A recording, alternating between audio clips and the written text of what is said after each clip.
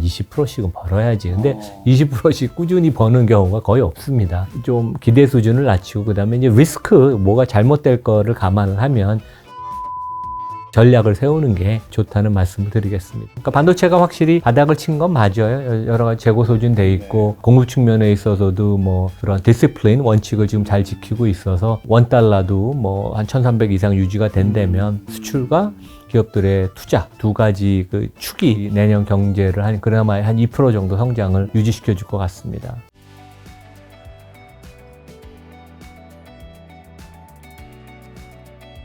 자, 교수님 모시고 이제 올해 2023년도 사실상 거의 다 갔으니까요. 올해도 한번 돌아보고 2024년도 한번 전망한 좀 시간 가져볼까 하는데, 특히 뭐 교수님 말씀하신 대로 미국 쪽에 더 전문가시니까요. 현재 미국 증시 현재 일단 한번 상황 점검부터 한번 해주신다면요. 그러니까 금년 들어서 미국 주가가 이제 우리 뭐 다우 존스나 나스닥 얘기를 많이 하지만 가장 우리가 이제 지표를 삼아야 되는 건 S&P예요. S&P는 이제 500대 기업이 다 들어가 있으니까. 그래서 이제 S&P 기준으로는 미국 주가가 한 19% 금년 올랐습니다. 그러니까 생각보다 많이 올랐어요. 19% 오르고 우리가 배당을 2% 받는다고 치면 토탈 한 21%. 많이 오른 그러니까 거죠. 상당히 괜찮죠. 근데 5년이면 복리로 안 해도 2배가 되는 거죠. 그렇죠. 국내 주가도 뭐 그렇게 나쁘지는 않았어요. 제가 아까 찾아보니까 우리 코스피가 한 12% 정도 올랐으니까. 아, 10% 오른 거예요? 네, 괜찮습니다. 왜 안 오른 거 같죠? 근데 기분이. 저희 그 와이프랑 제 보스인 우리 집사람하고도 얘기를 해보면 대부분 투자가들은 2022년에 워낙 손해를 많이 봐서 그 트라우마가 남아있고 2021년 고점 대비 아직까지 손해를 본 분들이 많으니까 야, 이게 뭐 주가가 올해도 진짜 어렵구나. 한 해를 1월부터 우리가 이렇게 놓고 보면 상당히 괜찮은 한 해였다. 근데 이제 개별 종목이 뭐 미국은 이제 빅테크 7종목이 뭐 주도를 했고 국내도 개별 종목들이 좀 많이 움직인 장. 많이 오르기도 하고 많이 빠지기도 하고 이제 그런 한 해였던 것 같습니다. 근데 이제 미국은 19%를 그중에 17%를 7개 종목이 끌고 갔고 빅테크 5개랑 테슬라, 엔비디아 그다음에 이제 나머지 2%는 기타 493개 종목이 끌고 갔으니까 상당히 이 운동장이 많이 기울어졌죠. 근데 이제 우리가 3분기 실적에서 보다시피 이 7개 종목의 그 독과점적인 그런 지배력은 더 강해지고 그다음에 3분기 때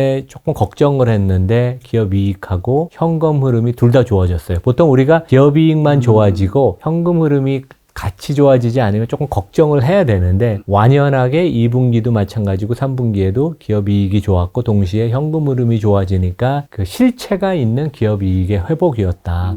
그래서 이제 뭐 저는 미국 주가 올해 랠리한 거 장이 한 20% 가까이 오른 게 충분히 설명되는 그러한 그 튼튼한 그 장을 이제 보여준다고 생각을 합니다. 예. 지금 7개 테슬라, 엔비디아랑 나머지 5개는 정확하게 어떤 거죠? 나머지 5개는 애플, 마이크로소프트, 아마존, 메타, 구글의 지주사인 알파벳. 그래서 이제 우리가 뭐 그 5개를 빅테크라고 거기다가 이제 요즘은 이제 테슬라, 엔비디아를 합쳐서 뭐 톱7이라고도 하고 뭐 M7이라고도 하지. Magnificent, 위대한 이란 표현에서 이제 M7이라고도 하죠. 예. 이 7개 종목이 S&P 500에서도 주식 시장을 가장 더 많이 이끌었던 종목인 거군요. 전체 시장에서 그 7종목의 비중이 한 28%. 그러니까 이미 비중이 큰데 여기가 기업이익이 더 많이 증가하고 그럼으로써 시장 상승에서 차지하는 비중이 압도적으로 이제 됐다. 예. 쏠림 현상이 조금 더 과도한 것도 있는데 우리가 펀더멘털을 놓고 보면 충분히 이해가 되고 설명이 된다고 생각을 합니다. 말씀하신 그 7개의 테크주들은 2024년에는 좀 어떻게 더 괜찮아질까요? 올해도 좋았고 내년에도 괜찮을 것 같아요. 물론 이제 금년같이 뭐 40-50%씩 오르는 엔비디아는 그거보다 더 많이 올랐죠. 너무 많이 올랐죠. 뭐 200% 가까이 제 생각에 저점에서 오른 것 같은데 그런 시세는 안 나오겠지만 전반적으로 매출 증가율, 그다음에 이익 증가율 이 회사들은 또 뭐 주주 친화적이어서 대체로 배당은 많이 안 주지만 왜냐면 성장을 많이 하니까 배당을 줄 필요는 없어요. 하지만 이제 그 이익이 많이 나면 그 부분을 자사주 회사 주식을 사서 소각을 해서 상장 주식수를 줄여서 이제 주주들한테 돌려주는 그런 모습을 계속 보일 것 같아요. 그래서 내년에도 아마 시장을 주도할 것 같고 조금 산업적인 측면에서 봐도 요즘 이제 AI가 핫한데 실제 그 많은 작은 AI 회사들이 있지만 우리 이제 투자가들이 그런 데들을 알고 찾아와서 투자하기도 어렵고 그 중엔 또 결국 망하는 데들도 있어요. 마이크로소프트가 오픈 AI의 CEO 하던 샘 알트만을 데리고 와서 자기네 이제 임원으로 만들잖아요. 이제 그렇게 하거나 아니면 좋은 회사를 인수해 버리거나 그리고 기존에도 특히 이제 구글 같은 데는 AI나 머신러닝, 그 기계학습을 하는 그 전문가나 인프라가 어마어마하게 많았어요. 마이크로소프트, 메타도, 아마존도 마찬가지고. 그래서 이제 지금 아마 3년, 5년, 10년 동안 계속 시장의 가장 큰 테마가 AI일 텐데 그것을 제일 잘할 수 있고 물론 더 잘하는 작은 기업은 있겠지만 이 기업들이 골고루 수혜를 잇고 잘 활용을 할 수 있는 그 베스트의 인력을 갖추기 때문에 그런 또 AI의 수혜도 입으면서 이제 내년에도 주가가 괜찮을 것 같습니다. 한국에서는 사실 2차 정지가 올해 뭐 한 7, 8월 달이었나요? 지금은 좀 안 좋긴 하죠. 그때 굉장히 뜨거웠지만 세계적으로 말씀하신 대로 AI가 굉장히 특히 뭐 미국 같은 게 더 뜨거웠을 텐데 AI 로봇이 2024년에도 이런 뜨거운 이제 사람들의 관심이 쏠릴 것인지도 궁금하고요. 어쨌든 뭐 많은 분들은 산업도 더 성장하고 AI로 뭐 돈도 더 몰릴 거라고 생각은 할 것 같은데 이게 돈이 더 몰리고 사람들 관심이 간다 해서 또 주가가 오른다라는 거랑은 또 다른 얘기일 수 있잖아요. 그렇죠. 어떻게 좀 주가도 좀 오를 수 있을까요? AI에 관해서 실제 경제적인 효과가 어떻게 언제부터 나타나느냐, 이제 뭐 그런 거에 관한 이제 분석이 많은데 뭐 혹자들은 이게 뭐 일단 테마지 뭐 대단한 게 아니다. 그런데 이제 점점 전문가들이 주장하고 이제 그 공감대를 형성하는 것은 지금 많이 논의가 되고 투자가 되지만 그것으로 인해서 확실한 우리 눈에 보이는 효과는 3년, 5년부터 좀 나타날 것이다. 그래서 최근에 보면 월가의 골드만삭스 대표적인 우리 투자은행에서 그 매크로 팀이 AI가 경제 성장을 견인하는 데 대한 그 장기 성장 모델을 만들어서 이제 했는데 3년, 5년 후부터 상당히 미국과 선진국, 그러니까 뭐 한국도 이제 선진국으로 우리가 봐야죠. 그래서 여기에 중점적으로 경제 성장의 장기적인 구조적인 효과가 좀 나타나기 시작하고 후진국들은 중국 포함해서 조금 그 효과가 좀 더딜 것이다. 이제 그런 얘기를 했습니다. 그래서 확실히 AI가 그 생산성을 높여주는 건 맞고 저도 저 자신이 개인적으로 모르는 거 많이 찾아보면 저는 그동안 구글이나 네이버 검색을 하다가 검색을 해서 찾아보고 그것을 뭐 제 유튜브나 제 리서치에 쓰고 아니면 수업에 쓰는 경우가 많은데 그동안은 구글 네이버에 의존하다 지금은 저는 이제 구글의 바드를 많이 써요. 오픈 AI는 옛날에 좀 많이 썼고 근데 아주 훌륭합니다 진짜. 팩트가 조금 틀린 경우가 있지만 되게 최근에 개선되는 모습도 많이 늘어나요. 그래서 실제 우리가 사무실 환경이나 전문직 뭐 이런 쪽에 하여간 그 생산성의 효과는 확실히 있고 최근에 뭐 보면 뭐 미국 같은데 대형 로펌 같은 데서 이렇게 주니어 변호사들 채용하는 것도 좀 준다 그러거든요. 그게 이제 AI로 대체를 할 수 있으니까. 그래서 하여간 그 AI는 지금 이제 공감대를 얻는 것은 20세기 초에 전기의 보급, 1990년대 말에 스마트폰의 보급보다 더 큰 인류의 그 생산성에 도움을 주는 거여서 우리가 뭐 기대해 볼 만하고요. 우리가 실제 느끼고 있으니까 우리 김 작가님도 아마 조금 뭐 활용하고 그러실 거예요. 그렇죠? 네. 그래서 상당히 그 기대해 볼 만하다 그렇게 생각을 합니다. 그래서 작은 종목을 사는 것보다는 작은 종목은 잘 흐름을 탈 땐 돈을 벌지만 결국 또 가라앉을 수도 있고 망할 회사도 있으니까 안정적으로 이 빅테크 플러스 테슬라도 실제 AI 회사입니다.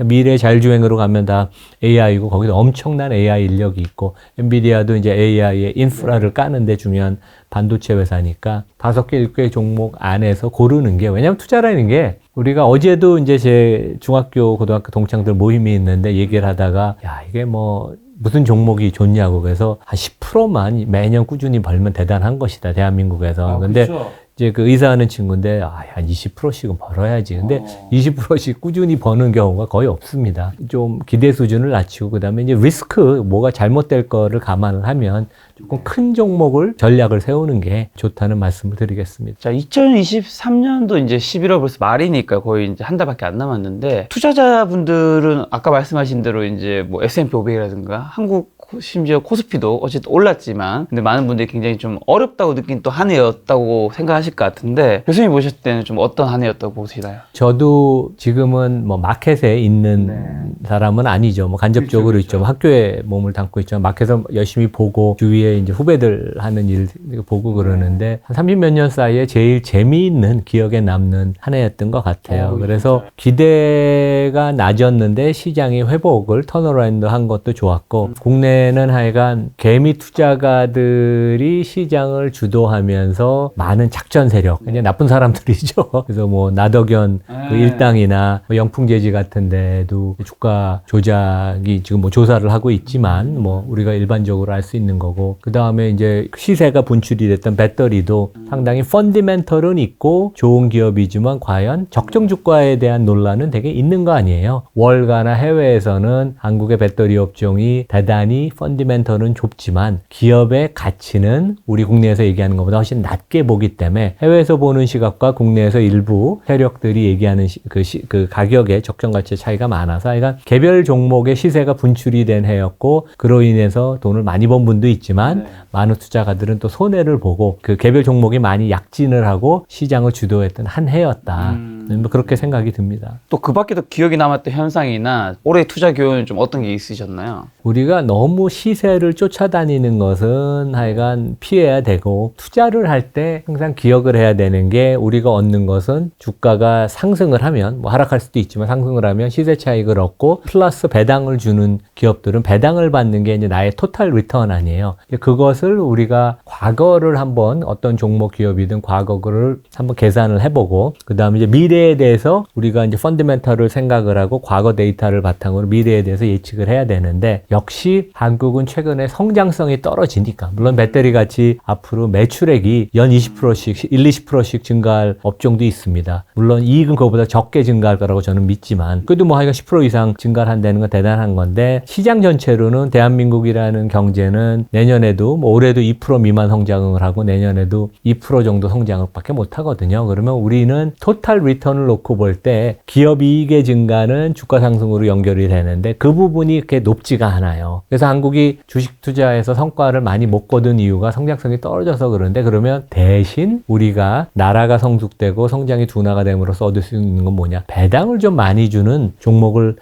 찾아야 된다. 그래서 실제 그 배당을 꾸준히 주는 종목들이 상당히 안정적인 성과를 거뒀고 그게 뭐 항상 우리 KTNG 같은 경우는 주가는 못 올라가지만 항상 방어적이고 연말이 되면 강세를 보여서 최근에도 보면 그렇죠. 그 다음에 뭐 배당을 꾸준히 많이 주는 은행 종목들 정부의 개입이 있어서 주가가 좀 출렁출렁 되긴 했지만 그 다음에 우선주들 우선주는 아마 전에 나와서도 한번 말씀을 드렸던 것 같은데 그래서 우리가 투자를 놓고 볼 때 너무 뭐 1년에 한 20-30%씩 그 주가가 올라가는 걸 기대해서 그 흐름을 타려는 것보다는 한국은 그런 식의 장기 수익률이 나오는 종목이 거의 없습니다. 삼성전자나 뭐 이런 것들 빼놓고는 연 15에서 10에서 15% 토탈 리턴을 배당 포함해서 가져다니는 종목이 큰 종목 중에는 거의 없어요. 그러면 우리가 냉정하게 배당을 일단 많이 주는데 배당을 한 5에서 10% 받으면 내가 물론 주가가 하락할 가능성은 있지만 5에서 10%를 내가 확보하는 거 아니에요. 그러고선 추가로 주가가 조금이라도 오르면 이 상당히 괜찮은 수익을 낼 수 있으니까 그렇죠. 이제 그것을 우리가 명심을 해야 됩니다. 그래서 미국은 과거 30년, 50년, 100년을 놓고 보면 배당 포함한 총 수익률이 매년 10% 정도 돼요. 그러니까 뭐 어떻게 보면 높다고 볼 수도 있고 어떻게 보면 낮다고 볼 수 있는데 그게 세계에서 가장 자본주의가 발전한 세계 최고의 기업이 있는 미국의 현실이고 한국은 5, 6% 정도밖에 안 됩니다. 그나마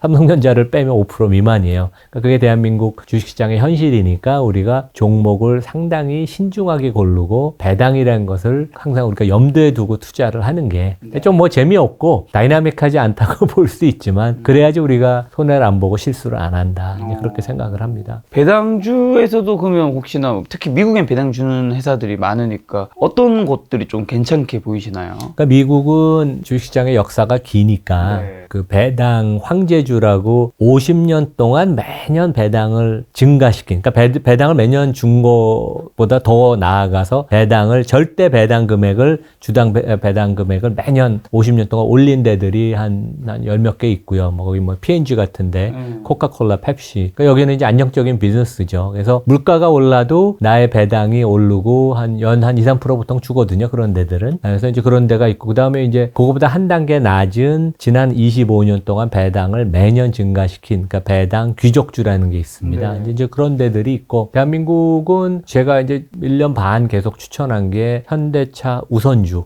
우선주가 이제 보통 우선주가 있고 2우선주, 3우선주가 있는데, 이 현대차는 안정과 성장을 다 갖췄어요. 왜냐하면 기본적으로 전 세계에서 자동차 프로덕트 모멘텀하기, 기존의 뭐 내연기관뿐만 아니라 고급차, 제니시스, SUV, 전기차도 현대차가 거의 진짜 제일 잘해요. 그런 면에 있어서 성장도 기대할 수 있고, 물론 이제 금년하고 내년에 기업 이익이 조금 역풍을 맞을 거예요. 왜냐하면 그동안 최근 몇 년 동안 이익이 너무 좋았기 때문에 제품 가격을 올리면서 이제 가격에 대한 부담, 최근에 자동차들이 할인을 많이 하잖아요, 되게. 그렇죠? 중장기적으로 현대차는 자동차 업종 중에 가장, 전통 업체 중에는 가장 성장성이 뛰어나고, 플러스 보통주도 한 3, 4% 배당을 주는데, 우선주는 여전히 보통주의 한 60% 수준이에요. 1년 전만 해도 반값이었습니다. 그러면 보통주의 60% 수준에 사는 것이고, 실제 보통주와의 차이는 이제 주총에서 의결권만 없는 거거든요. 근데 뭐 의결권은 일반 투자가는 중요하지 않을 수도 있으니까, 그러면 내가 펄을 한 2배에서 3배에 사는 거고, 현대차를 세계에서 제일 요즘 모멘텀이 좋은 자동차를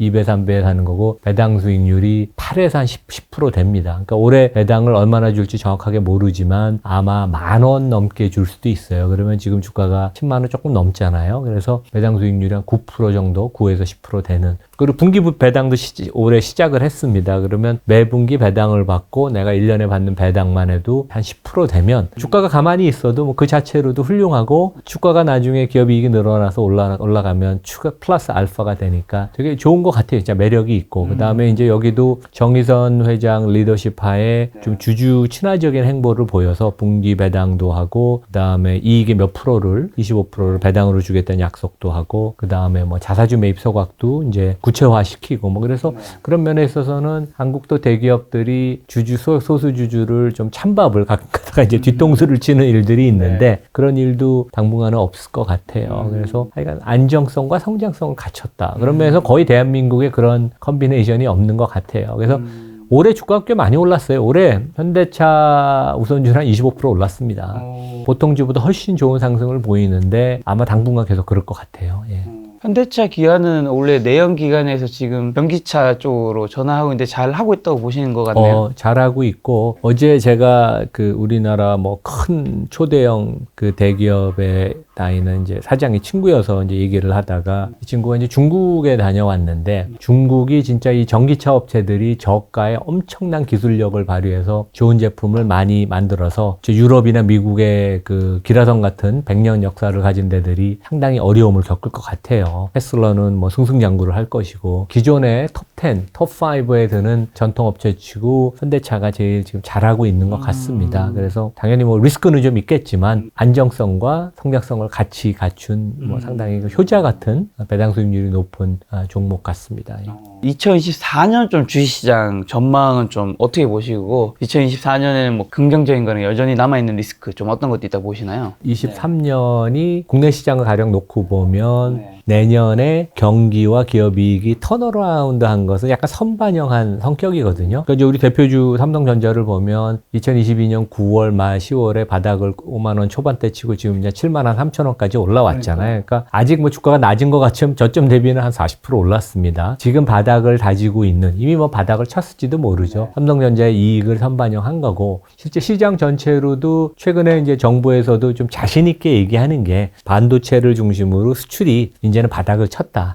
저도 거기에 공감을 하거든요. 이제 우리 기울기는 아직 알 수가 없어요. 삼성전자 이익의 회복의 기울기도 알기가 어렵고, 우리 수출의 회복의 정도도 알기가 어렵지만, 이제 내년에 회복을 하는 것은 거의 뭐 확실하다고 보이기 때문에 그것이 이제 반영되기 시작 시작한 거고 아마 이제 그런 모멘텀은 그 유지가 내년에도 될 거예요. 근데 이제 결국 내년 주가를 결정하는 것은 이익 회복의 정도, 그것을 둘러싼 이제 뭐 리스크들이 어떻게 이제 전개되느냐. 그래서 어떻게 보면 올해보다는 그 퍼센티지로 따지면 주가 상승이 높지 않을 수도 있어요. 되게 주가가 최근에 뭐 그래도 꽤 올랐으니까 나름대로. 그래서 저점 대비 그래서 올해와 비슷한 시장 전체로는 크게 많이 오르진 않고 개별 종목별로 변화가 많은 그런 한 해가 되지 않을까 그렇게 생각을 합니다. 내년에 반도체 어쨌든 좋게는 보시네요. 그렇죠. 기울기는 어느 정도 왜냐면 우리가 이제 모르겠지만. 큰 시장을 놓고 볼 때 미국 시장이 어떠냐를 봐야 되고 미국도 뭐 괜찮을 겁니다. 왜냐하면 기업 이익이 내년에도 일단 경기 침체에 들어가지 않는다는 게 공감되고 저도 거기에는 동의를 하고 국내 수출 경기가 되게 중요하거든요. 내년에 뭐 내수나 소비는 계속 안 좋을 텐데 그래도 우리 시장에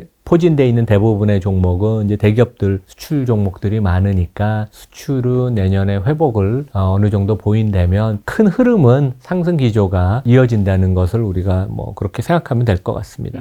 내년에는 그러면 다양한 자산이 있잖아요. 주식도 있고 부동산도 있고 채권도 있고 원자재 뭐 현금, 금. 좀 어떤 자산의 수익률이 좀 좋을까요? 저는 이제 부동산은 안 좋을 걸로 생각하고요. 네. 왜냐면 그동안 부동산이 펀디멘털 대비 너무 많이 올랐고 그러니까 정부가 약간 정책을 잘못한 면이 있어요. 그러니까 정부가 부동산이 급락하는 것이 겁을 내면서 가계대출을 계속 그 모기지 대출을 해줬거든요. 그래서 이제 개인들은 잘 알기가 어려우니까 집값이 더 올라가는 게 아닌가 걱정을 해서 급격하게 추격 매수를 해서 최근에도 보면 금년에도 보면 부동산이 오르기 어려운 펀드멘털 상황인데 고금리로 전환이 됐는데도 대출을 받아서 이제 집을 사는 양상을 보여서 내년에는 펀드멘털 관점에서 보면 너무 고평가가 돼서 서울의 일부 지역, 그러니까 로케이션이 좋은 데는 뭐 강보합이 유죄가 될 수 있겠죠. 네. 그거는 이제 뭐 약간 독특한 국면이니까. 근데 시장 전체로는 부동산은 꺾였다고 보이고 채권이 저는 금리가 내려가도 여기서 많이 안 내려가고 미국도 그렇고 한국도 그렇고 어느 정도 이제 고금리는 고착화 된다고 보입니다. 그래서 지금 정도 금리면 뭐 원화 채권도 그렇고 달러 채권도 그렇고 일부 포트폴리오로는 편입할 만한 가치가 있지 않나 생각을 하고 주식은 뭐 어차피 좋은 기업을 고르면 장기적으로 뭐 연후에서 한 10% 정도 수익은 우리가 기대할 수 있으니까 그런 면에 있어서는 뭐 주식을 갑자기 지금 최근에 이제 주가가 좀 회복을 보였으니까 지금 뭐 갑자기 엄청 많이 살 필요는 없지만 주가는 좋은 기업을 중심으로 주가가 많이 빠지는 국면이 한 해간 암만 좋은 기업도 1년에 1, 2년에 한 번씩은 한 20% 이상씩 하락하는 국면이 항상 있습니다. 이제 그럴 때 이제 뭐 대비해서 조금 현금 갖고 있다가 이제 그럴 때 이제 사면 되게 좋죠. 그러니까 애플 같은 종목도 20%씩 빠지는 국면이 항상 있어요. 삼성전자는 많이 빠질 때는 뭐 40-50%씩 빠지잖아요, 보면. 그러니까 이제 그런 국면이 있고 조정을 항상 받으니까 주식시장은 그렇게 선별적으로 내가 좋은 기업을 골라서 빠질 때마다 조금 적극적으로 사는 이제 그런 식으로 이제 생각하면 될 것 같습니다. 그리고 이제 시장에서는 사실 11월에 이제 공매도 이제 한시적 금지가 있었잖아요. 이거 이제 향후 시장에 더 영향이 좀 있을 건지랑 그럼 공매도 이제 금지 상황에서 유리한 뭐 투자 방법 같은 거 뭐 이런 것도 있을까요? 20년 전에, 그러니까 이제 제가 그 삼성증권 리서치 센터장 상무를 하다가 이제 나와서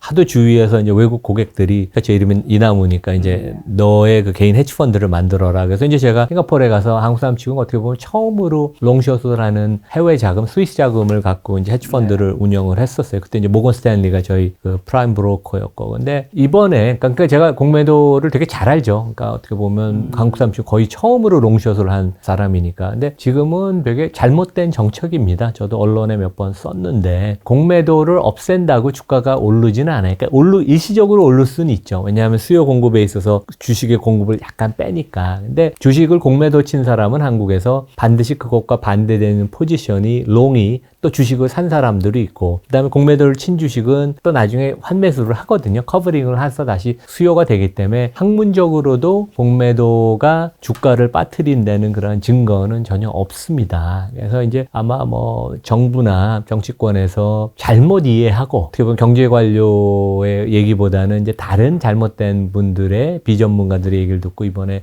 시도를 해서 제 생각엔 공매도 그걸 금지 안 해서 주가 회복됐을 거예요. 그래서 굳이 그런 카드를 쓸 필요도 없었고 제가 이제 외국 증권사의 이제 뭐 대표로 있거나 고위직으로 있는 후배들하고도 얘기를 해보면 주말을 앞두고 그런 발표를 해서 외국인들이 진짜 한국은 실망했다. 이머징 마켓을 EM이라고 그러잖아요. 그러면 선진 시장을 Develop Market이라고 DM. 그래서 우리가 이제 EM에서 DM으로 들어가는 걸 기대하고 이번에 대통령도 그런 얘기를 하셨죠. 뭐 그런 얘기가 있다는 걸 아는데 이제 공매도를 금지를 꼭 해야 된다. 개인 투자가 보호를 해서 뭐 그 뜻은 저는 이해는 하지만 외국 투자가들은 이런 얘기를 한다고 그러더라고요. 한국이 EM에서 DM이 가는 건 택도 없는 소리고 오히려 FM으로 가야 되는 거 아니냐. FM이 뭔지 아세요? FM은 이제 프론티어 마켓. 그러니까 베트남, 아프리카 같은 나라 정책의 투명성과 예측 가능성에 있어서 아주 실망을 했다. 그러니까 뭐 이런 얘기도 있어요. 그러니까 뭐 그 필리핀 같은 데도 이제 공매도를 허용하는데 한국이 금지를 한다는 건 우리나라가 이제 선진국인데 진짜 이럴 줄은 몰랐다. 그래서 상당히 신뢰를 얻어서 하여간 이러한 그 구조적인 모순 내지 공매도를 못 치기 때문에 헤지펀드를 하는 많은 외국 투자가들은 한국 시장을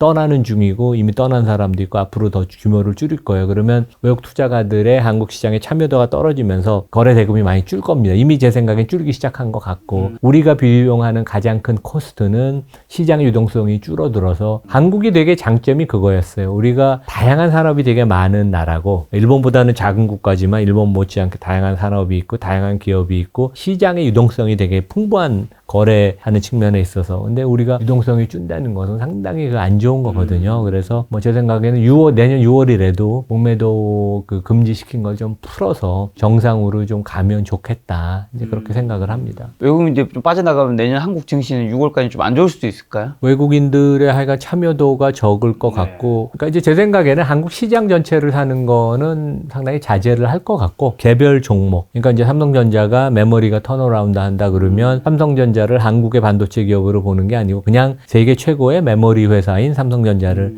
사는 식으로 그래서 개별 종목으로 접근을 할 것 같아요. 근데 하여간 순매수 규모가 실제 지금같이 이제 수출이 턴어라운드 하고 그런 상황이면 꽤 순매수가 많이 들어와야 되는데 크게 기대하기는 어렵진 않냐. 그러니까 요즘 헤지펀드 중에 가장 큰 규모를 굴리는 그 퀀트 펀드들이 참여를 이제 완전히 지금 문 닫고 뭐 한국에 원래 오퍼레이션 없었죠. 돈만 이제 계속 들락날락 했는데 참여를 안 한다고 합니다. 예. 12월에 또 마지막 올해 FOMC 있을 텐데 올해 12월에 내년 금리 좀 어떻게 보시나요? 이제는 더 안 올린다고 이제 보시나요, 교수님도? 근데 지금 뭐 저는 금리는 그렇게 중요한 것 같지는 않아요. 그러니까 금리를 안 올린다고 저도 생각을 하지만 혹시 매크로 지표가 좀 안 좋아져서 금리를 한 차례 더 올릴 수도 있는데, 그러니까 이제 뭐 파웰이나 연준 측에서는 항상 이제 좀 옵션을 갖고 가려는 거 아니에요? 되게 안 올린다고 했다가 다시 올리면 신뢰가 깨지니까. 근데 진짜 한 번을 더 올려도 그때는 진짜 마지막인 걸 알기 때문에 시장이 제 생각에는 일시적으로 흔들려도 큰 문제는 없다. 그래서 제 생각에는 투자가분들이 우리가 뭐 뉴스 전달하는 사람처럼 금리에 너무 예민할 필요는 없을 것 같아요. 그러니까 작년에 시장이 망가진 거는 주식채권 시장 다 망가진 건 당연히 금리가 급등을 했기 때문에 그런 건데 지금 상황에서는 금리를 한 번 더 올리든 안 올리든 약간 그 시장의 변동성은 있겠지만 큰 흐름에는 별로 의미가 없어서 지금은 금리에 너무 관심을 갖고 거기다 신경을 쓰는 것보단 그 시간이 있으면 오히려 산업이나 기업을 좋은 걸 찾아내고 자료를 보고 기사를 읽고 내가 분석하는데 시간을 더 많이 쓰는 게 훨씬 좋다. 이제 그렇게 생각을 합니다. 지금 많은 이제 시장에서도 이제 연준이 어쨌든 금리 안 올릴 거라 생각하고 설사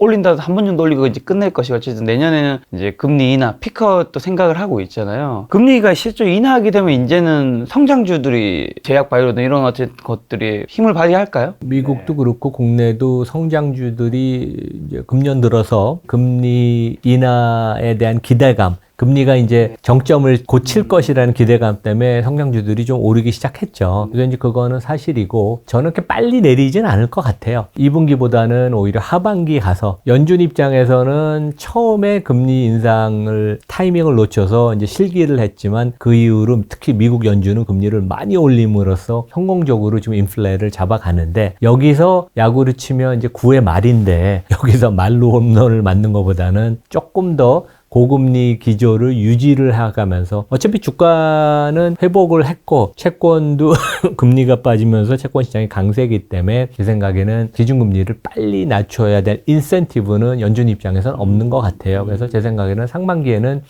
기준금리 인하를 안 하고 하반기 돼서 뭐 한두 차례 정도 할 수는 있겠지만 하지만 우리가 큰 그림에서 보면 약간의 이제 인플레 시대가 이제 다시 돌아왔기 때문에 미국 10년 국채 기준으로 한 4.5에서 5% 정도 수준은 당연한 것으로 앞으로 가는 거, 기본적으로 깔고 가는 게 가정으로 우리가 생각해야 될 것 같습니다. 그럼 이제 2024년에는 아까 전에 이제 AI는 여전히 좋을 거라고 해주셨는데 AI 외에 좀 유망한 섹터는 어디가 좀 될 수 있을까요? 우리 2024년을 보면서 어떤 주식들을 좀 모아가야 되는 걸까요, 그러면? 크게 업종을 이제 11개로 우리가 보통 이제 그 전문가들이 GICS라고 전 세계 산업분류 기법이라고 이제 해요. 근데 이제 우리 개인 투자가들이 조금 편안하게 생각할 수 있는 게 IT랑 관련된 커뮤니케이션 서비스. 여기가 이제 뭐 페이스북, 메타, 넷플릭스 이런 것들이 이제 포함이 돼 있고, 컨슈머 업종이 2개가 있어요. 컨슈머 경기 관련 소비 종목과 소비 업종과 그 다음에 이제 필수 소비재. IT나 이 커뮤니케이션 서비스, 그러니까 빅테크 관련된 거, 뭐 반도체는 뭐 여전히 계속 괜찮을 것 같아요. 그래서 뭐 당연히 그런 테마는 있고, 최근에 보면 필수 소비재 종목들이 미국에서는 주가가 많이 빠졌어요. 그래서 이제 우리가 많이 아는 뭐 코카콜라, 펩시콜라, 뭐 P&G 뭐 이런 종목들이 많이 빠졌는데, 뭐냐면 코로나 때 물량도 좋았고 가격 인상도 많이 했는데 너무 제품 가격을 코로나 시대 때 특히 금년까지 많이 가격을 올림으로써 소비자들이 이제 저항을 합니다. 여기는 이제 브랜드가 있는 제품들을 파는 데 아니에요. 그래서 이제는 가격 인상은 없고 오히려 가격을 인하해 줘야 되거나, 이번에도 보면 이제 월마트 같은 데 실적 발표할 때 이제 그런 논란이 되게 많았거든요. 그래서 그러한 걱정 때문에 주가가 한 30%씩 빠졌어요. 그러니까 제가 좋아하고 전에도 한번 나왔을 때 얘기했던 초콜릿, 헐시 초콜릿 같은 데가 시가총액이 한 60, 70조 되는데 여기도 주가가 한 30% 이상 조정을 받았습니다. 뭐 월마트도 그렇고 펩시, 헐시, P&G 이런 기업은 진짜 틀림이 없는 세계적인 다국적 기업, 뭐 아주 우량 회사인데 주가가 30%씩, 20, 30%씩 조정받는다는 건 상당히 몇 년 만에 한 번씩 오는 기회니까, 이런 데들 밸류에이션이 퍼 기준으로 한 25배, 30배 갔다가 지금은 20배 정도로 떨어졌거든요. 그래서 제 생각에는 또 배당도 잘 주는 종목들입니다. 그래서 보통은 우리 투자가들이 좀 IT 위주로 공격적으로 많이 투자를 하잖아요. 그 필수 소비재. 한국은 국내에는 이런 종목들이 그렇게 많지가 않아요. 그러니까 LG 생활건강 같은 데가 이제 그런 종목인데 거기가 좀 많이 망가졌죠, 최근에 보면. 그래서 오히려 대안으로 세계에 가장 좋은 다국적 기업인 이런 종목들을 주가가 많이 빠졌으니까 뭐 보는 것도 괜찮겠다, 이제 그렇게 생각을 합니다. 어떻게 보면 그런 쪽을 지금 굉장히 좀 저평가된 영역이라고 보시는 거예요? 최근에 밸류에이션이 많이 내려왔습니다. 3분기 실적은 이제 대부분 나왔을 텐데 좀 어떻게 보시고, 이제 4분기 실적들은 또 괜찮게 나올까요? 3분기 실적이 되게 좋았죠. 그러니까 미국 같은 데는 감익을 많이 할 줄 알았는데 이제 뚜껑을 열어보니까 한 5% 이상 이익의 성장을 했고, 그래서 사람들이 역시 미국 기업이 이익 관리를 잘한다. 그리고 이제 빅테크들은 좋을 줄 알았지만 그거보다 더 좋았습니다.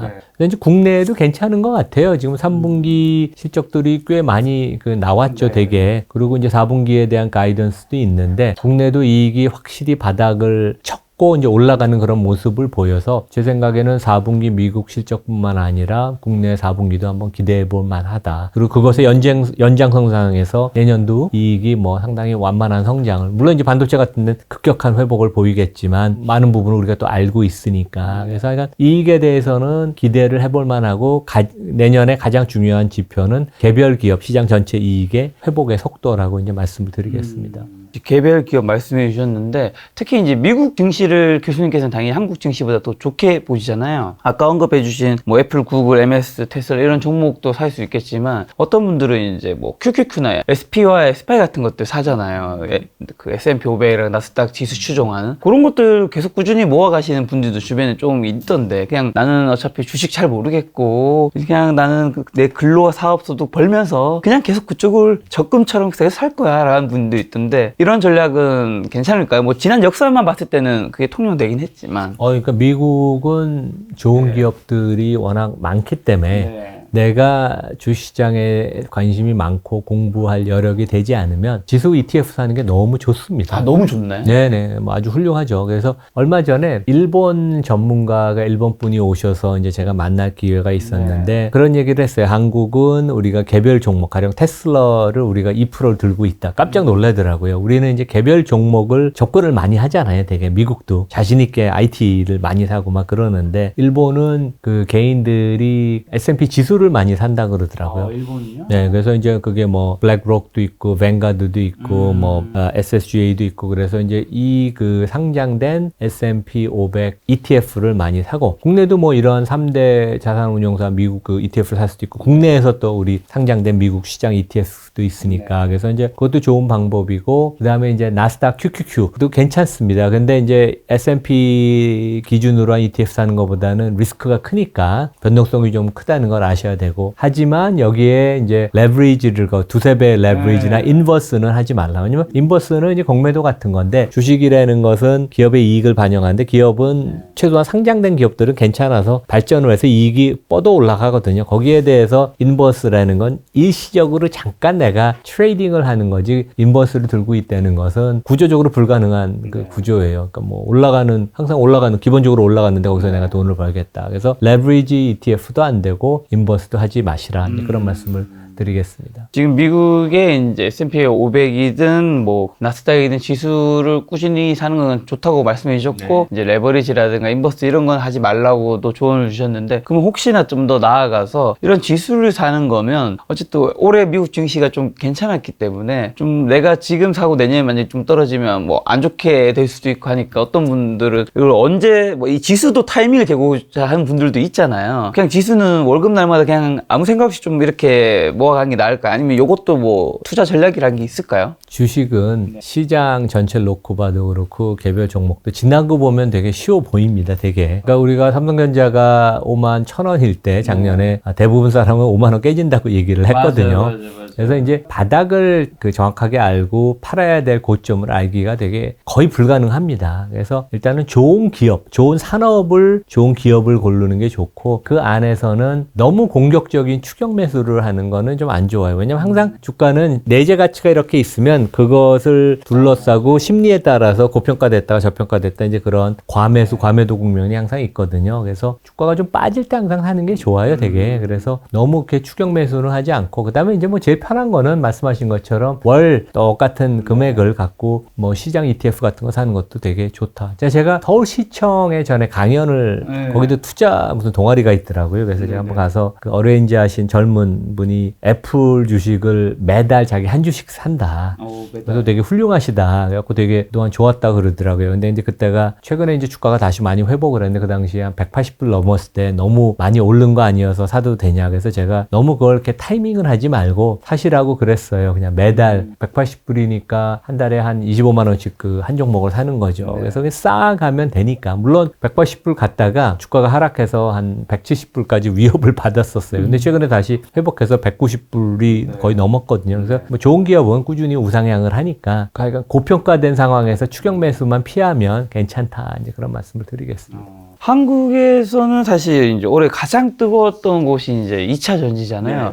너무나 뜨거웠기 때문에 제가 종목을 여쭤볼 수는 없고 그냥 2차 전지의 뜨거움이 어쨌든 올해 뭐 여름까지 왔다가 이제 가을, 겨울에는 조금 이제 주춤하고 있긴 한데 앞으로는 좀 이제 다시 이런 것들이 괜찮아질까요, 상황이? 저는 배터리 업종이 사람들이 펀더멘털을 잘 이해 못했고 특히 주식의 기본 가치에 관해서는 일부 전문가라는 분들이 약간 뭐 잘못된 정보를 우리 개인들한테 전했다고 생각하는 게 성장을 얘기할 때 이제 그 배터리 주식을 프로모션하는 분들은 매출 성장률 얘기를 많이 하는데 매출 성장률은 기본적인 거고 가장 중요한 것은 이익이 얼만큼 많이 나느냐. 근데 이제 최근에 배터리 업종의 펀더멘털이 나빠지기 전에도 제가 이제 제 유튜브에서도 그런 영상을 여러 번 얘기했는데 배터리 업종에 대한 그 펀더멘털을 제대로 짚어야 되고 고평가됐다 그런 얘기를 저는 많이 했었는데 매출 증가율은 매년 20%씩 일어날 수 있지만 앞으로 10년 동안 그러니까 반도체보다 성장이 더 높죠. 하지만 이익 증가율은 그거보다 낮을 것이라고 저는 계속 얘기를 했어요. 그러면 뭐 퍼 기준으로 50배, 100배 되는 퍼를 받은 거가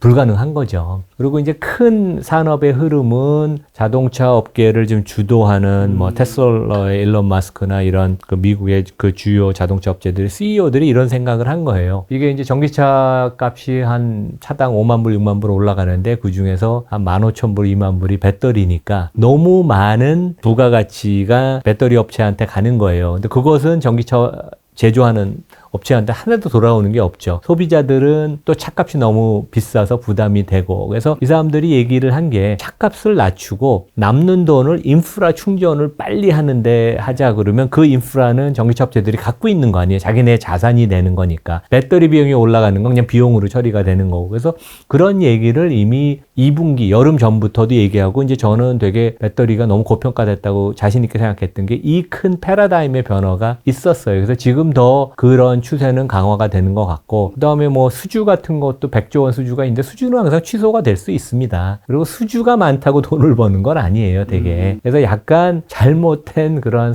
분석의 기법으로 투자가들을 잘못 유도를 한 것 같고 배터리는 너무 고평가됐던 건데 한번 빠지면 오버슛을 해서 과대평가가 되고 빠질 때는 언더슛을 해서 더 많이 빠질 겁니다. 이제 그러한 국면으로 가지 않을까. 근데 이제 지금 공매도를 금지시켜서 빠지는 속도가 좀 더딜 텐데 근본적으로는 많이 고평가됐고 그 다음에 이제 기본적으로 이렇게 투자를 많이 해야 되는 그 비즈니스는 밸류에이션을 많이 안 받아요. 그러니까 이제 미국 같은 데가 이제 자본시장의 논리가 지배를 하잖아요. 그러면 애플은 직접 자기가 제조를 안 하잖아요. 그러니까 그 대만의 그 퍽스콘이라는 데를 통해서 이제 중국에서 하는 게 그 자체가 자본 투하가 많이 돼야 되는데 그런 건 안 하려고 그럽니다. 그래서 이제 서비스 기획 디자인, 고객 관리, 그러니까 부가가치가 높고 자본이 투하가 많이 안 되는 산업을 찾는데 우리는 이제 삼성은 모든 걸 다 수직 계열화해서 우리는 이제 그게 삼성 다음이고 대한민국 제조의 장점인데 배터리도 그런 면에서 보면 어마어마한 투자를 해야 됐기 때문에 성장성이라는 거는 프리미엄을 줘야 되지만 투자가 많은 그 비즈니스 모델은 기본적으로 성장이 둔화가 되면 엄청나게 할인이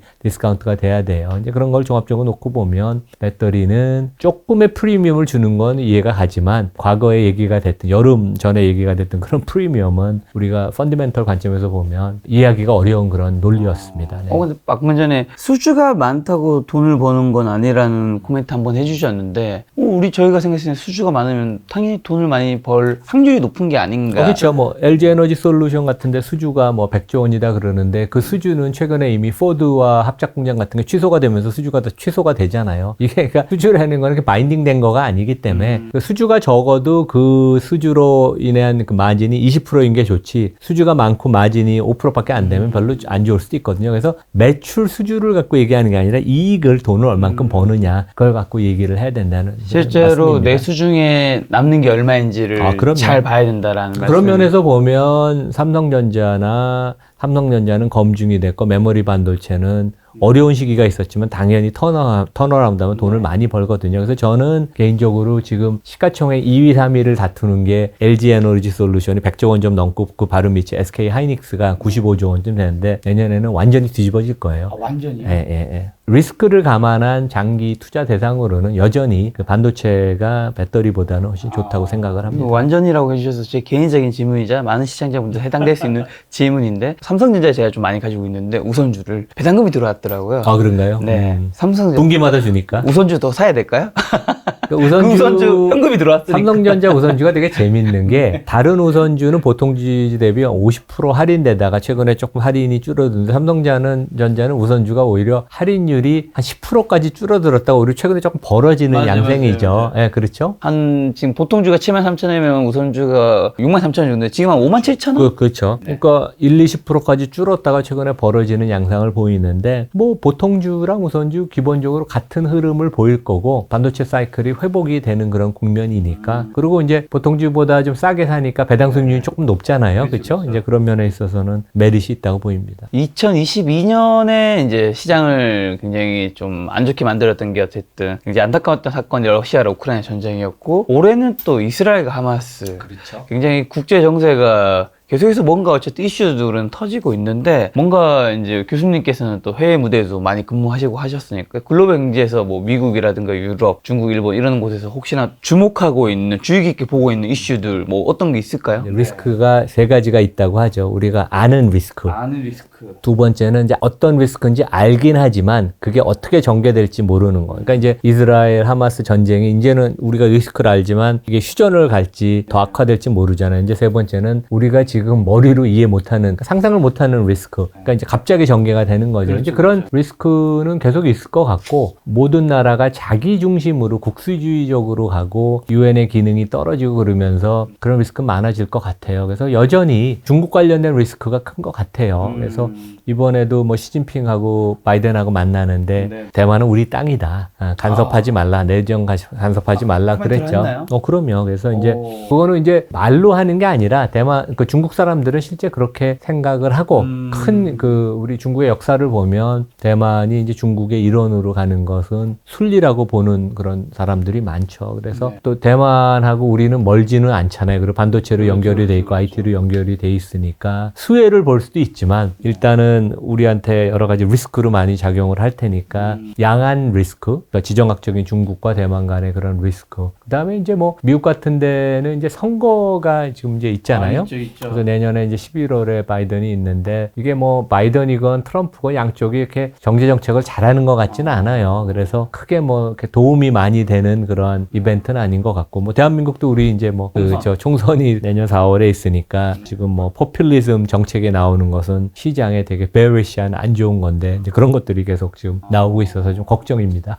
제가 듣기로는 트럼프, 바이든 둘 중에서 트럼프가 될 것 같다고 확률이 좀 더 높게 본다면서요, 시장에서는. 그러니까 지금은 그렇게 보는 것 같습니다. 되게. 네. 근데 이제 트럼프 자신도 이제 뭐 재판을 지금 하고 있으니까 어떤 식으로 민형사상 또 책임을 져야 될지도 모르니까 과연 후보로 나올 수 있는지 그것도 이제 우리가 좀 지켜봐야 될 것 같아요. 예. 되게 재밌네요, 어떻게 보면. 후보로 나올 수 있을지 없을지도 굉장히 모르는데 당선률은 가장 높다라는 게. 그렇죠.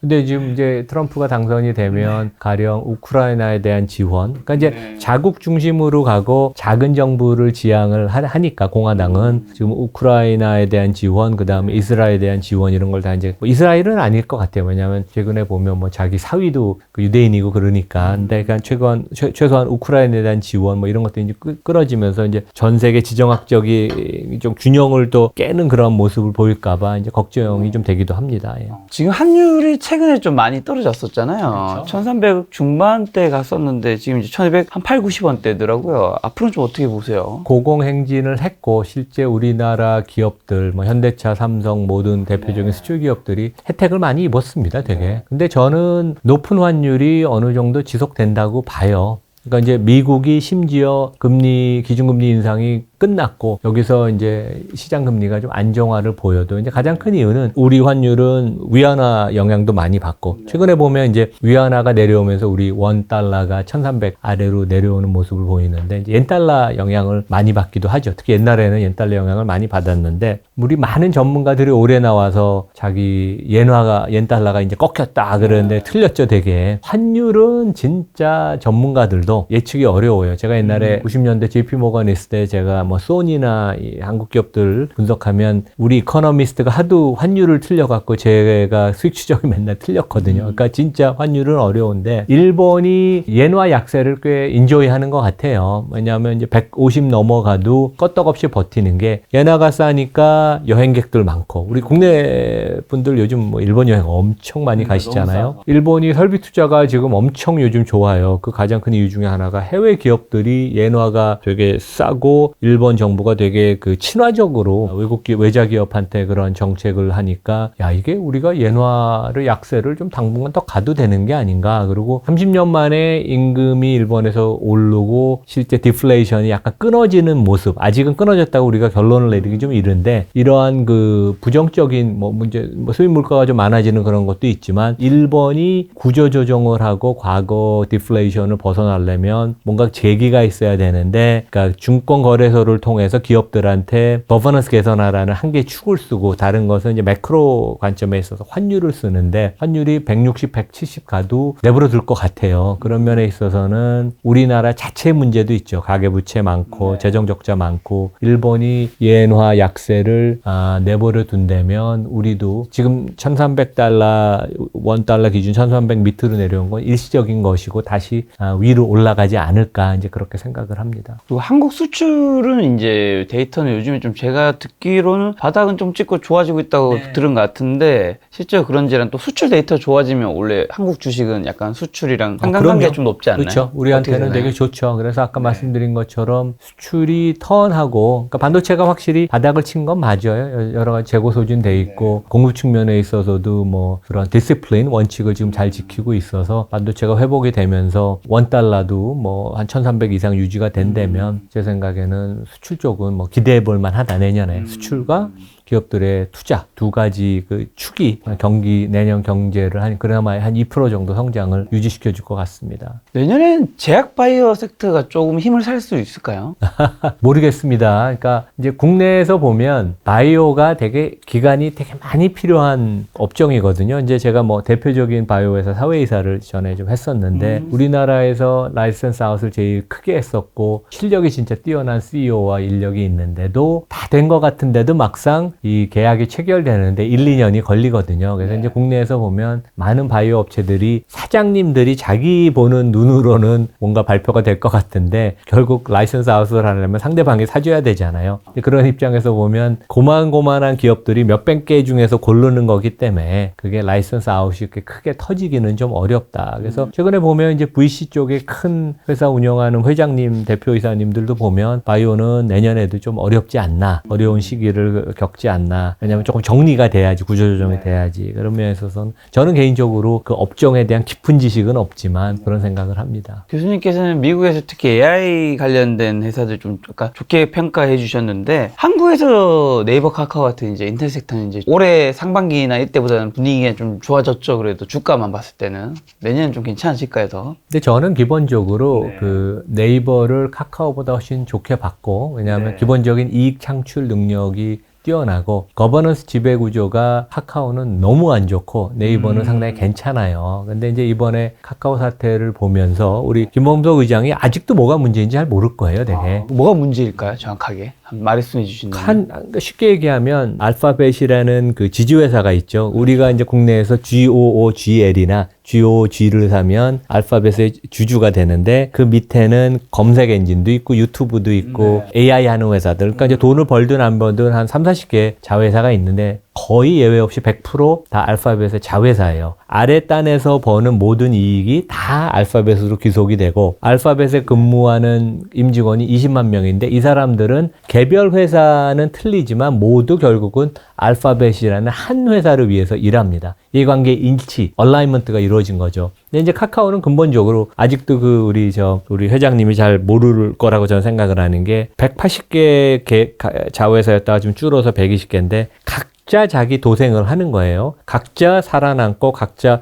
카카오 브랜드를 써서 돈을 벌고 외자 유치를 하고 그것이 위에 카카오라는 지주회사의 주주한테 귀속이 안 돼요. 이해관계 일치도 없고 나는 내 회사를 위해서 카카오 자회사 어디를 위해서 일하는 건지 카카오 위에 주주를 위해 한다는 그런 생각이 전혀 없어요. 그 생각이 없으면 항상 문제가 생길 수 있고 그것의 최악으로 나타난 게 이제 카카오여서 저는 뭐 많이 빠져서 주가 시세로 보면 매력이 있지만 항상 이런 일은 다시 날 수 있다고 생각하고 기업의 문화는 잘 안 바뀝니다. 그래서 두 회사 중에 네이버가 훨씬 좋은 회사라고 생각하고 과거에도 그랬고 이제 지금도 그것은 변함이 없습니다. 시장에 또 다른 전문가분들은 이제 최근에 굉장히 저평가된 섹터로 건설이 정말 너무 많이 떨어졌기 때문에 싸다. 그리고 또 뭐 이제 재건 관련된 산업도 2024년에 한국이 뭐 잘 될 수도 있으니까 뭐 좋게 보는 분들도 있는데 이런 의견은 좀 어떻게 보시나요? 건설은 일시적인 시세의 분출은 있겠지만, 그러니까 이제 왜냐하면 이제 선거 앞두고 뭐 이제 그렇죠. 총선도 공약도 있죠. 나오고, 근데 이제 그게 주식을 추천을 말씀드리면 3년, 5년, 10년 들고 갈 만한 그런 좋은 종목을 저는 이제 말씀을 드리기 때문에 그런 관점에서 보면 건설은 기본적으로 사양 산업이고, 그 다음에 빚이 되게 많아요. 그래서 그 빚을 갚아야 되고 그런 구조적인 변화가 있지 않으면, 구조조정이 있지 않으면 일시적인 시세의 분출. 그러니까 뭐 바닥에서 뭐 30% 50% 오를 수는 있지만 그것은 주가가 뻥튀기 되는 거지 지속 가능한 건 아니죠. 그래서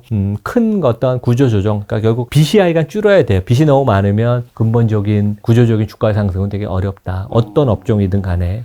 제가 이제 원래 직업이 작가여서 출판 시장이 이제 사양 산업인 건 정확하게 알거든요. 그 이유도 정확하게 말할 수 있는 거는 이제 연평균 성인들의 독서량이 계속해서 줄어들고 있고, 예를 들면 전에 나온 데이터에서 2인 가구였나요? 거기서는 한 달에 책값에 쓰는 게 10,000원이 안 되는 거야. 이제 그만큼 돈이 안 몰리기 때문에 두세 이제 달에 한 권씩 사는 거네요. 그렇죠. 사양 산업이 되는 건데, 건설이 왜 사양 산업이에요? 그러니까 단순히 생각했을 때는 대한민국 사람들이 자산의 70%는 부동산이고, 한국 사람들 다 아파트 살고 싶어하고, 아파트는 그 브랜드들 레미안 뭐 자이 이런 것들 왜 사양 산업이죠? 이미 뭐 포화 상태 아니에요, 되게. 그리고 포화 상태여서 여기서 추가로 더 발전. 물론 이제 레노베이션을 하거나 아니면 이제 허물고 재개발을 하는 그런 건 있지만, 그리고 이제 인구가 감소하니까 그게 가장 큰 거고. 그다음에 이제 한국은 기본적으로 제 생각에는 우리나라 이제 뭐 농심이나 이런 데가 잘했던 것처럼 오리온 이런 데 인구가 우리가 줄어가기 때문에 내수 업종이라는 것은 상당히 쉽지가 않아요. 왜냐하면 주가라는 것은 올해 내년에 이익만 반영되는 게 아니라 5년, 10년 영원한 미래 이익이 실제 주가에 반영이 되거든요. 우리는 그것을 눈에 보이진 않지만, 그런 관점에서 보면 건설은 수출을 하면 또 해외에서 쉽지는 않고 내수에서 돈을 벌어야 되는데 지금은 그렇게 만만한 사이클은 아니다. 이제 그렇게 생각을 합니다. 그리고 결국 주가라는 것은 빚이 너무 많으면 시가총액이 주가가 뻗어나질 못해요. 그런 면에서 보면 이제 뭐 한전도 그렇고 그 대한항공도 그렇고 빚이 많은 회사는 주가가 뻗어나지를 못합니다. 일시적으로 반등은 있을 수 있죠. 근데 구조적인 상승은 빚을 갚기 전에는 어렵다. 교수님 모시고 2023년도 돌아보고 2024년도 전망한 시간 가졌는데, 오늘 말씀해 주신 내용 좀 핵심 정리하는 질문 딱 3가지만 드리면, 그렇다면 이제 2024년에는 좀 돈이 어디로 움직여서 우리 많은 분들이 V 시그널 뭘로 좀 찾아야 될까요? 어떤 게 아까 있을까요? 말씀드린 것처럼 저는 부동산은 안 좋다고 생각하고요. 채권은 괜찮고 주식은 뭐 꾸준히 하셔도 되고, 주식 안에서는 편식을 하지 말고 미국 주식도 좀 하고 한국 주식도 하다. 미국 주식은 뭐 시장 전체 S&P 500에 ETF를 하셔도 되고, 빅테크 5종목이나 7종목 하는 요즘 ETF들이 꽤 있어요. 뭐 에이스 브랜드로 나온 뭐 반도체 4개 종목, 뭐 삼성전자, TSMC, ASML, 엔비디아 하는 것도 있고, 뭐 그래서 ETF로 접근을 하셔도 되고, 그다음에 한국도 뭐 장기적인 주가 성과는 국내가 미국보다 안 좋지만, 근데 대한민국 국민으로서 우리가 잘 알잖아요. 우리가 애플을 많이 안다 그래도 삼성전자를 더 많이 알거든요. 그래서 삼성전자건 현대차 우선주건 이렇게 펀드멘털이 좋은 데를 이렇게 꾸준히 들고 가면 괜찮겠다. 이제 그런 생각입니다. 그리고 남은 12월이랑 내년 주식 투자 포인트랑 눈여겨봐야 될 변수만 한번 찝어주시면서 우리 개인분들 좀 어떻게 시장에 대응하면 좋을지 올해의 만약 투자 조언까지 좀 주신다면. 이거 한 달은 되게 어렵네요. 근데 그 원래 4분기는 주가가 되게 좋습니다. 그러니까 이제 우리가 데이터가 국내는 많이 없는데 미국 시장을 놓고 보면 1년에 제가 배당 포함해서 한 10% 정도 번다고 그랬잖아요. 평균적으로 미국 투자는 그 중에 한 40%가 마지막 3달에 벌어요. 10, 11, 12. 한국은 어떻게 보면 대주주 양도 그런 것 때문에 좀 떨어질 때도 있긴 한데. 그러니까 옛날에는 한국 포함한 이머징 마켓도 4분기가 되게 좋았어요. 근데 이제 그게 외국인들이 이머징 마켓이 워낙 힘이 없으니까 이머징 마켓을 떠남으로써 최근에는 그 4분기 효과가 없는데 4분기에서도 11월이 항상 괜찮았어요, 되게. 근데 12월도 그렇게 나쁘진 않아서 뭐 많은 주가가 오르기는 어렵지만 현상 정도는 유지하지 않을까. 11월 남은 기간하고 12월을 생각하고, 너무 그 주가를 우리가 이렇게 쪼개서 생각하는 것보다는 좋은 기업에 내가 주인이 된다고 생각을 해서 배당도 주고 성장이 좀 있는 그런 데를 고르면 되지 않을까, 그렇게 생각을 합니다. 알겠습니다. 교수님 말씀 오늘 들으니 뭔가 배당주를 오늘 좀 꼭 한 번 더 찾아봐야 되지 않을까. 최근에 조금 오르긴 했는데 뭐 괜찮습니다. 분기 배당 주는 데도 최근에 많아요. 알겠습니다. 교수님은 거의 제가 봤을 때 한 반기나 분기 한 번씩 저희가 인사를 드렸던 것 같은데, 내년에 또 이제 설 연휴 지나가서 또 한번 좋은 시간 한번 마련하도록 하겠습니다. 오늘 만난 손님은 이나원 교수님이었습니다. 지금까지 소중한 시간 함께 해주셔서 정말 감사합니다. 오늘도 김 작가였습니다. 고생 많으셨습니다. 네, 감사합니다.